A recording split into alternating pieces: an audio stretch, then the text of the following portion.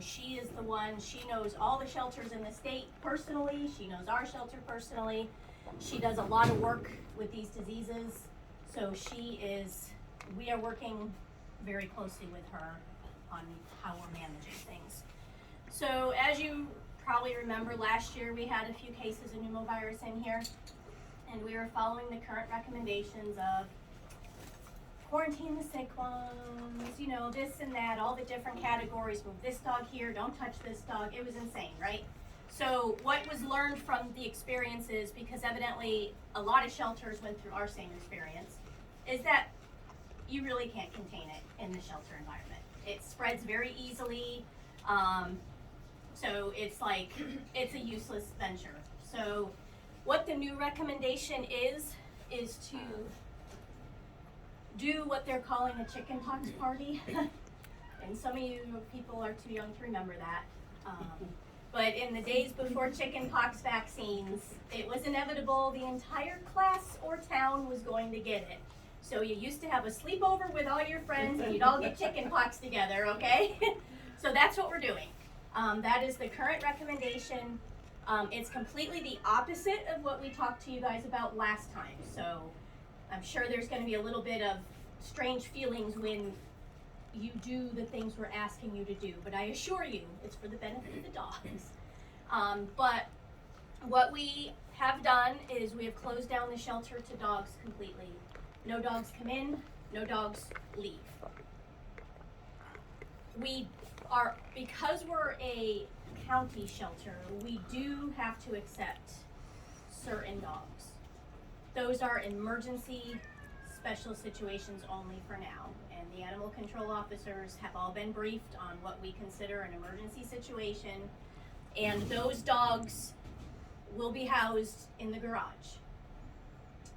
Now I'm going to be a little tough in this discussion because as you know, this shelter is difficult to contain any disease in. So we have the garage on lockdown. You see the garage is the yellow, and the bedroom's yellow. So this means nobody is permitted in these areas.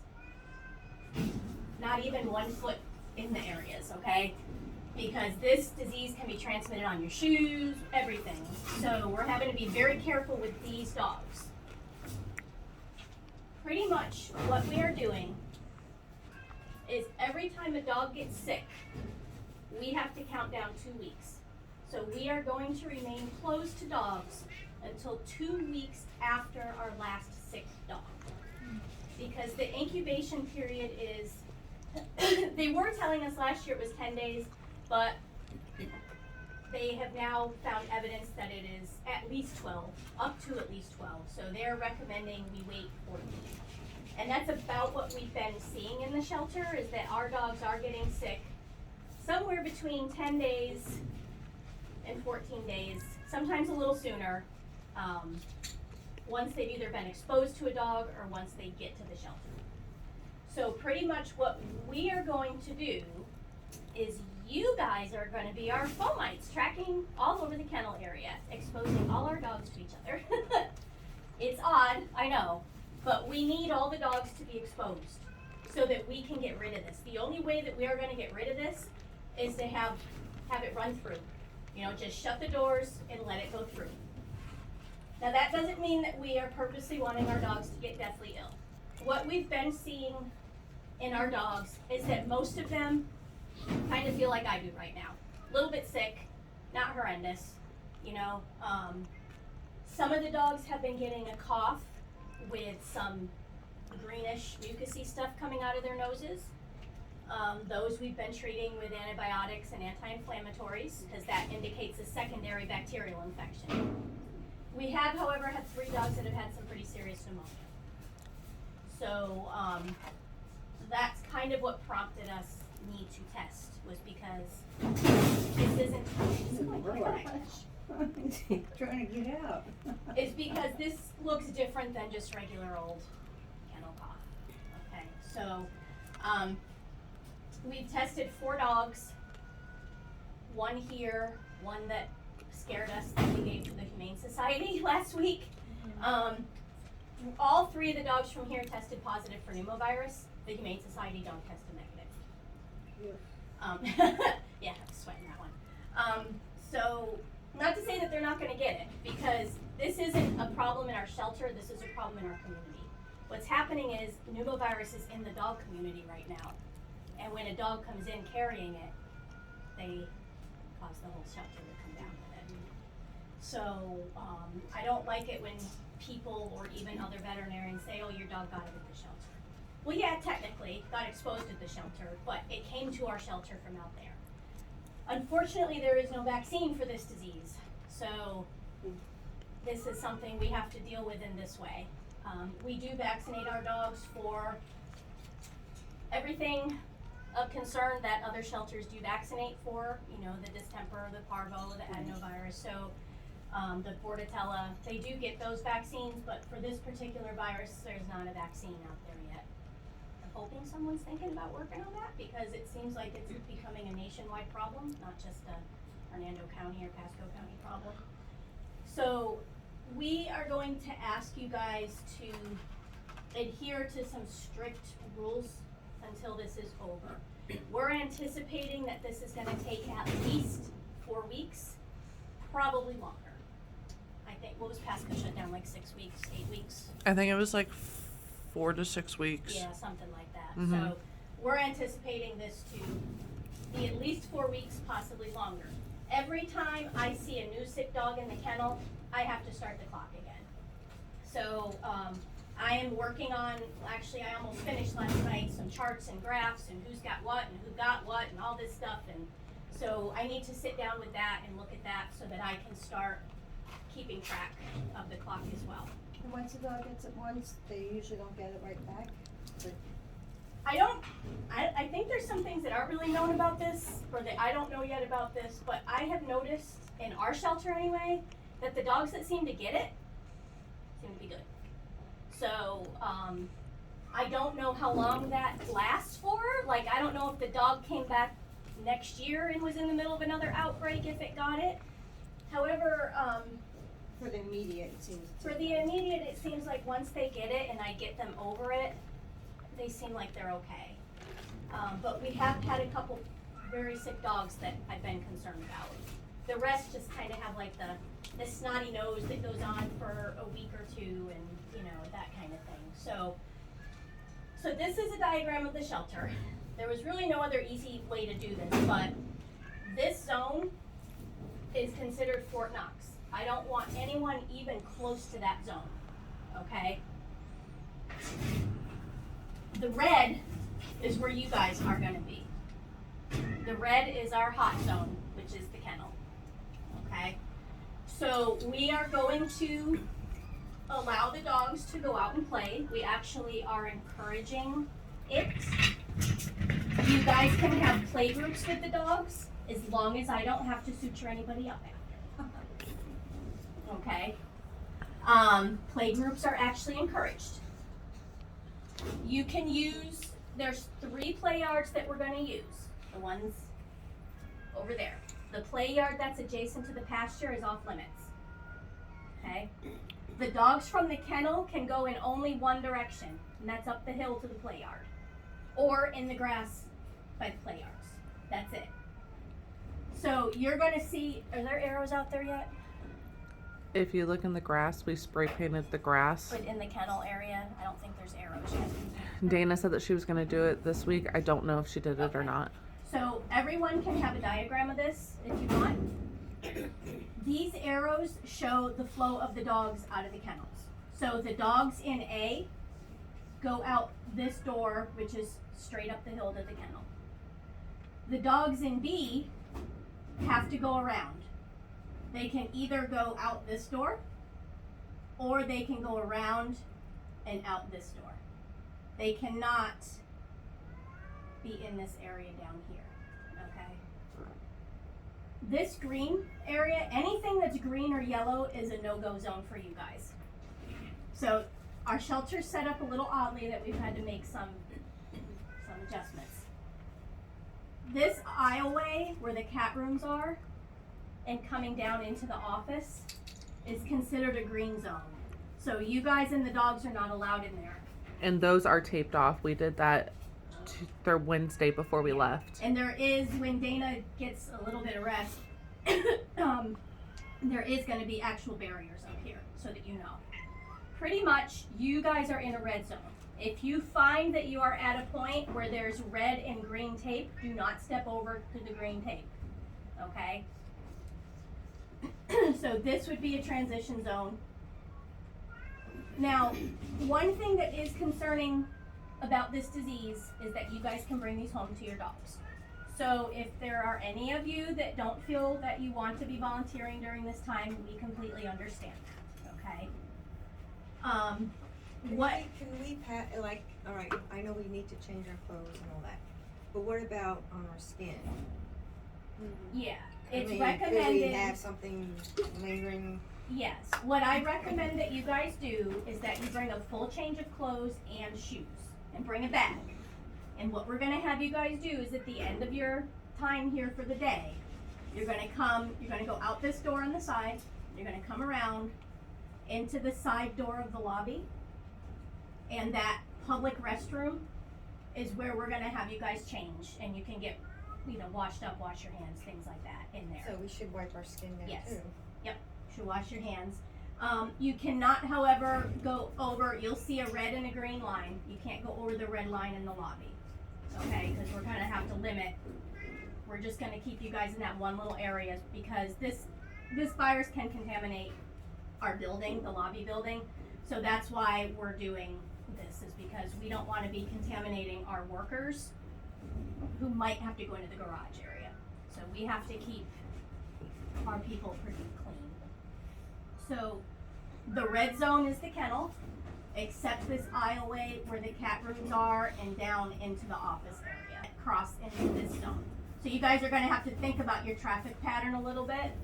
Probably you guys who are walking dogs in A, maybe split yourselves up, A people, B people, to keep you guys from being confused, but the A dogs go out this way only.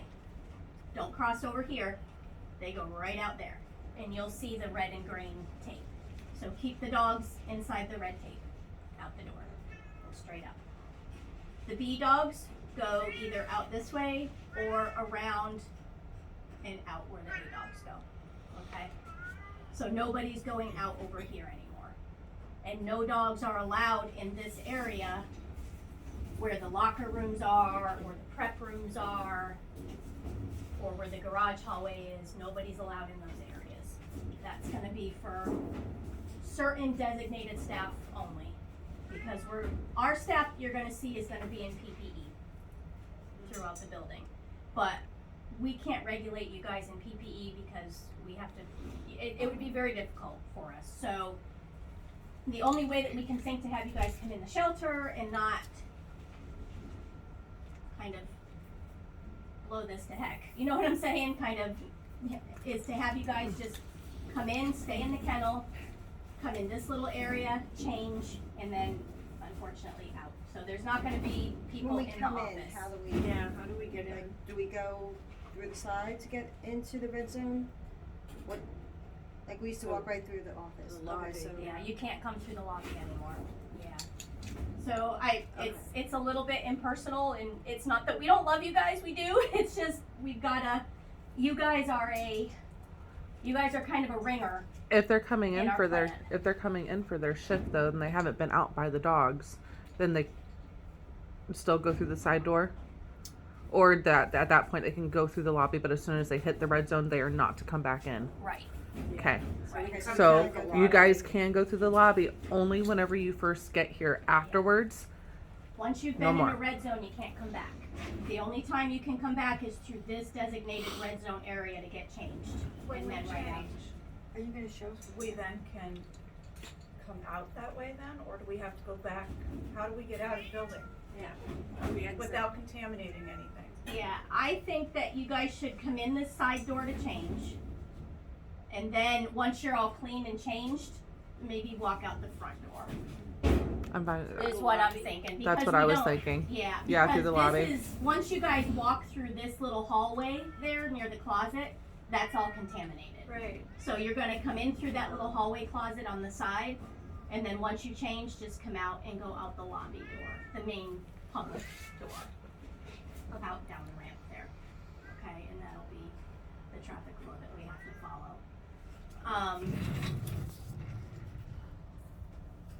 What am I not telling them? Oh, so basically how it's gonna work with our staff, which is gonna be different, is our staff is going to be required to wear full coverall and booty and glove PPE out in the kennel area.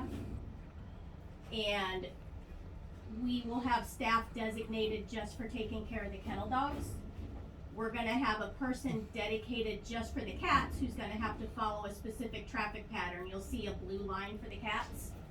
A blue line means booties, you know, so, because this is not transmitted to cats, so it's cats as usual here. Now we do have some of our cat volunteers here in this meeting. Okay, so cat volunteers, can come in as usual, it's fine. But you're gonna have to be careful that you don't go into a red zone. So you're gonna see that out the lobby door as you go out, there's gonna be a blue line and a booty station that you're gonna have to put booties on when you head out that door. And the only traffic pattern you can follow is right here.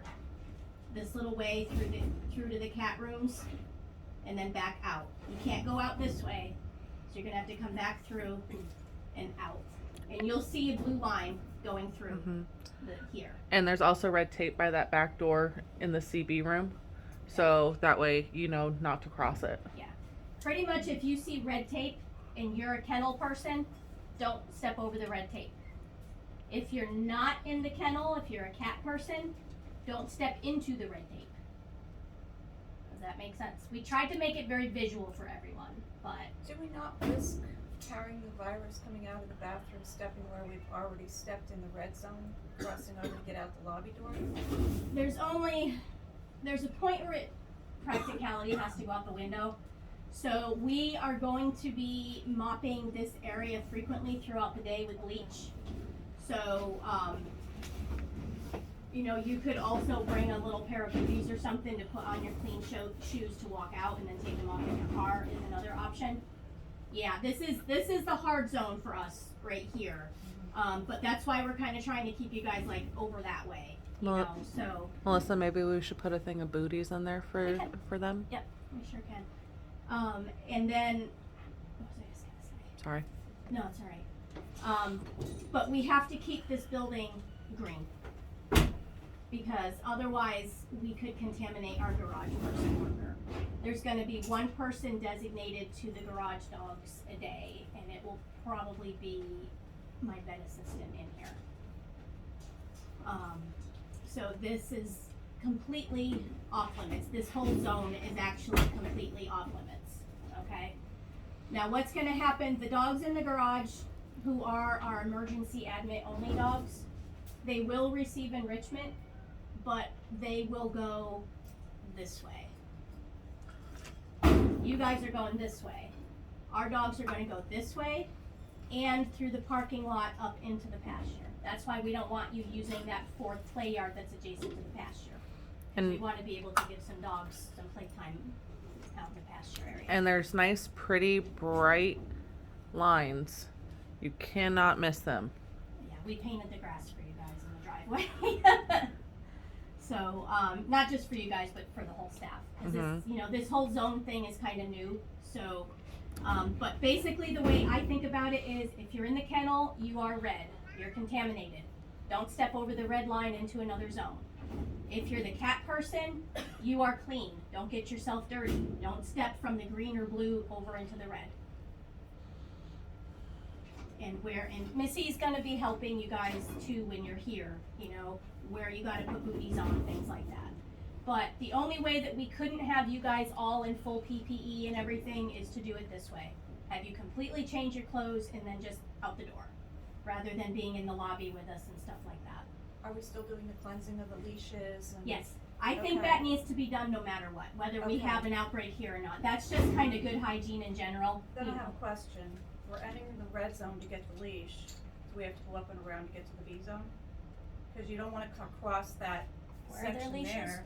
Do you know what I'm saying? Should have multiple locations for leashes, Yeah, we need to have multiple locations for leashes. So whenever you first come into the shelter, I have a bunch of leashes and stuff right by my office, so we can move that out into the kennel. And have some rescue wipes or rescue spray or something for the Yeah. leashes so they can wipe them down in the trash can. Yeah. And then, because I know some leashes are already on the lockers. Right. So if you guys, I'll go ahead and move that before I head back out to the event today. Yeah, it's That gonna way. be a little difficult for 4 to 6 weeks, but this is the only way that we can do it and still have our dogs getting out. We want our dogs out and getting on each other. You know what I'm saying? We want them exposed. So this is kind of the opposite that I always teach you guys about biosecurity. This is like, don't dip your shoes before you go into a next kennel. It's completely odd and backwards, but this is what we have to do to get this particular virus out of the shelter. So it's okay to pet the dogs. It's okay to let them lick each other as long as I don't have to suture anybody up after. It's fine. Are they able to walk A side?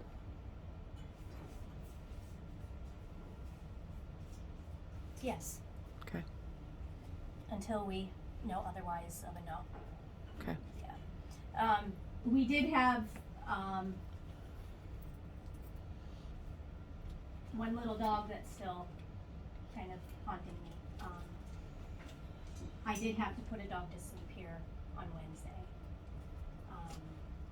She happened to be my favorite dog in the shelter, but she tested positive for distemper. However, she was vaccinated. So we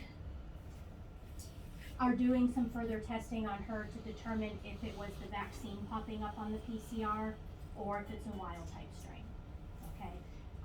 That sample is at IDEX. I don't know yet.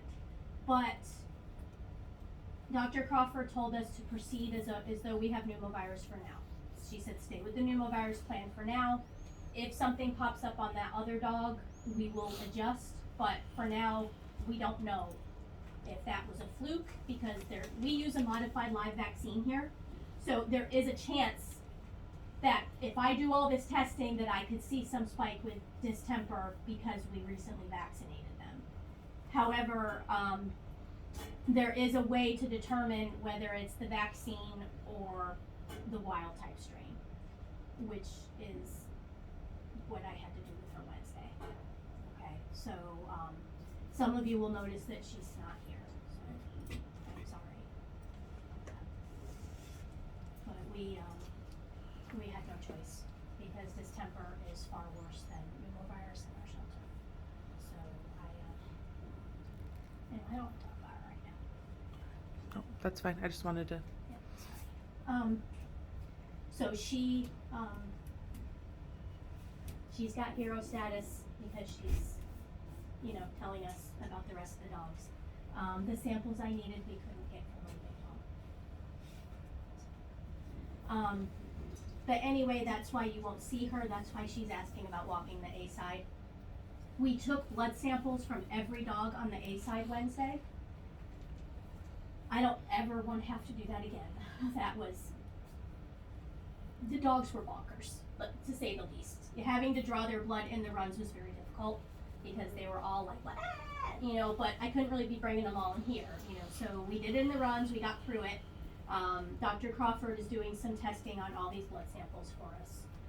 She's actually donating that to us, so she's doing us a big favor by doing that. So we sent those blood samples out, she should have them today, which is gonna give us a little bit more information about whether we think we have distemper or not.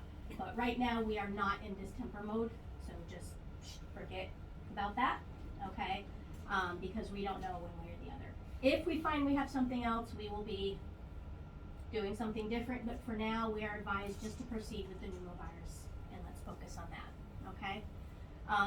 So, yes, you can walk the dogs on the A side, it's fine. Play groups are allowable, but please choose your play groups wisely. I don't want to be suturing up all these dogs over the next 4 weeks. Sorry. The other thing is there are we've got one sick dog right now that can go for a walk, but he's too sick to be running and playing fetch crazy in the play yard because he's the one with pneumonia. He is an A19. Is it the Hound on the brown outside. hound? On the outside with the kennel in his, with the little. So arrow. the one that's more brown or the one that's more white? More white. He's on the outside.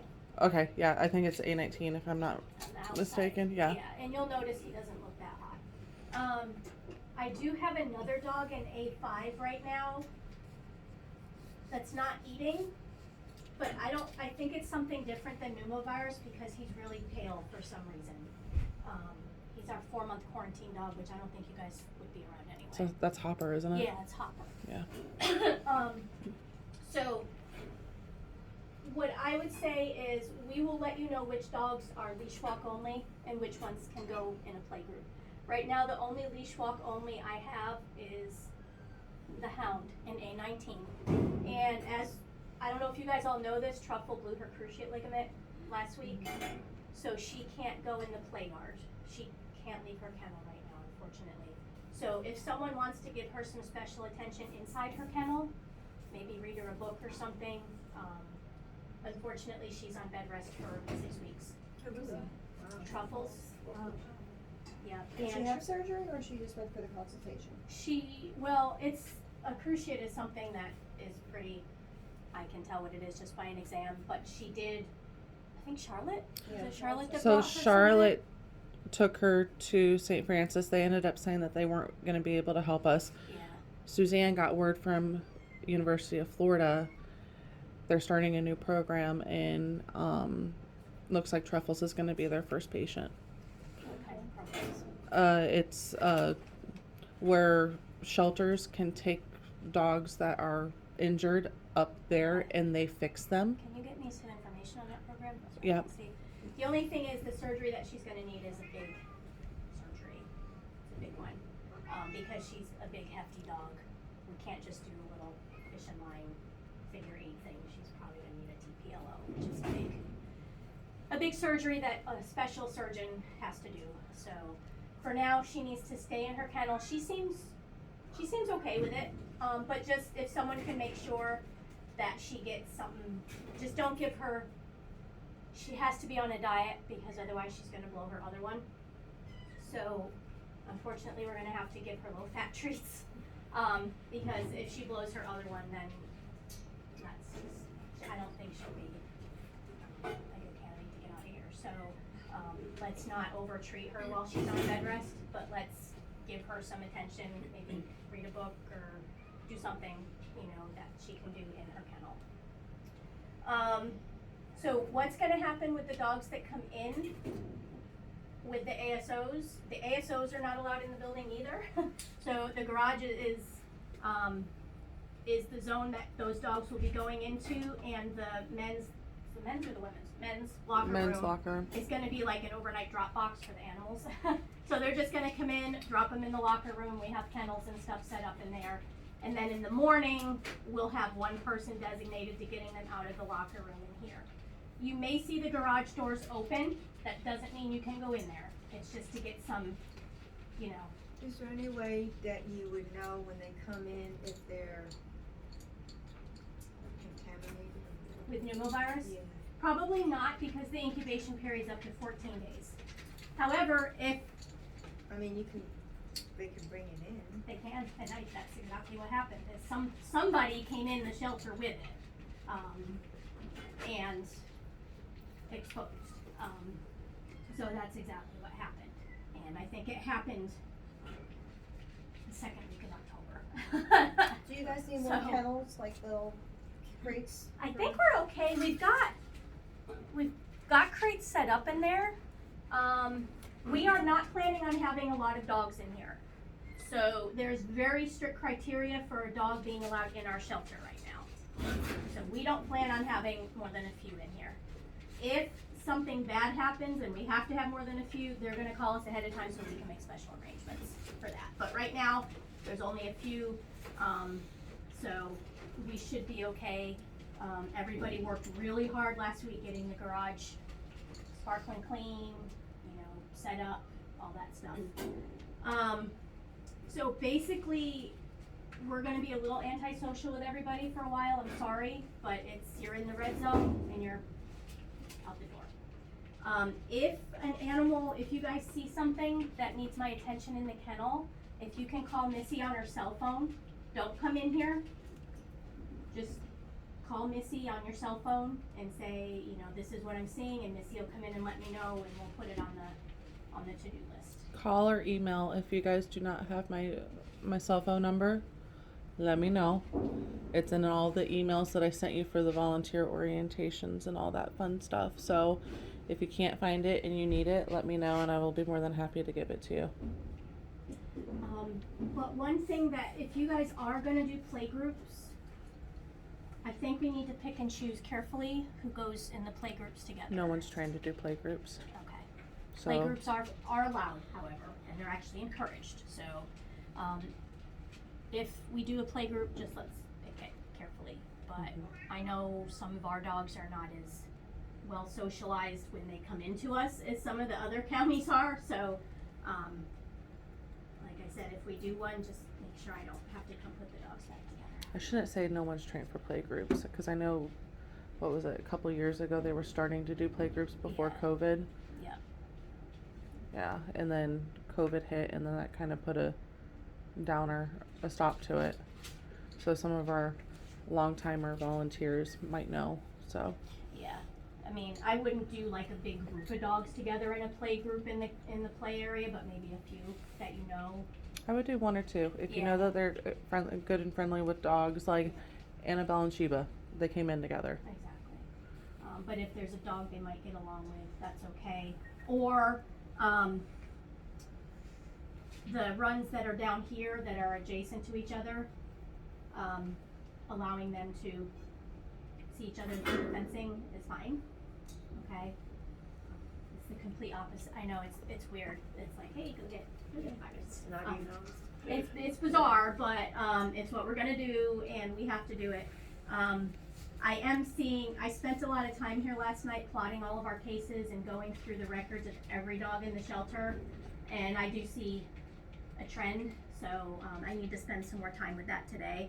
So after looking at that, I think we're definitely doing the right thing, because if we don't do this now, we're never going to get it out of here. Does anyone have any questions? You can all have a copy of this, but I know this is weird. If you guys have questions on the flow, I'll go look at what's going on over there in a minute. I don't want to do it right now.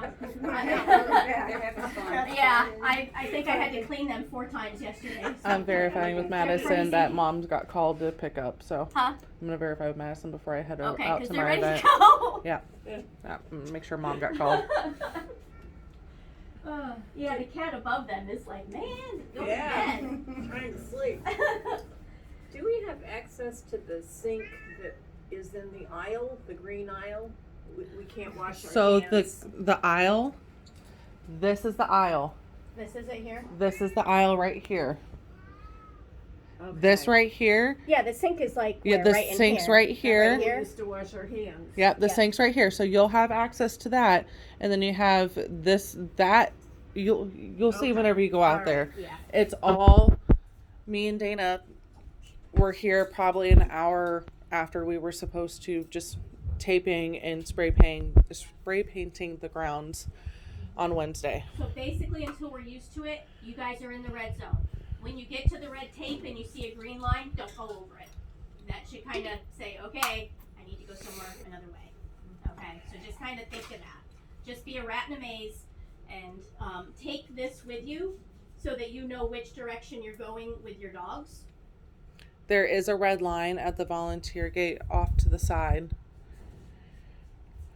No dogs should be crossing that. You yourselves can cross it going to the bathroom to change. The reason why I put that red line there was that way it's just a friendly reminder, hey, no dogs beyond this point. Yeah, hey, you're in the red, you're contaminated.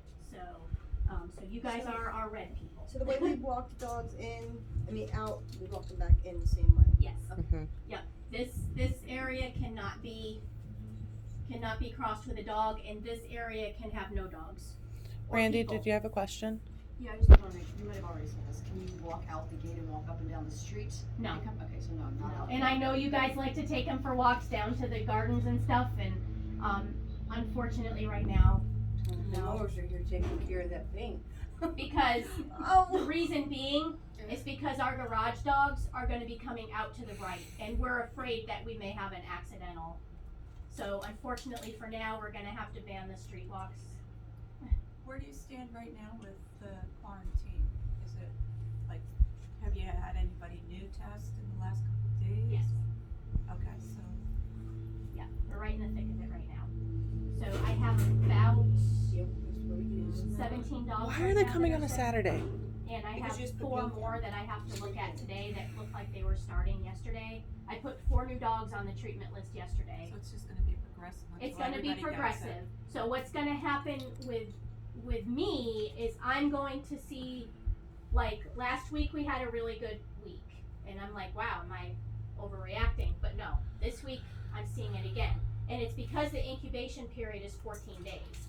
So when I was going through the records last night, I noticed there's like 3 times when we had a spike.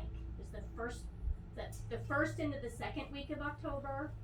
It was November 15th and yesterday.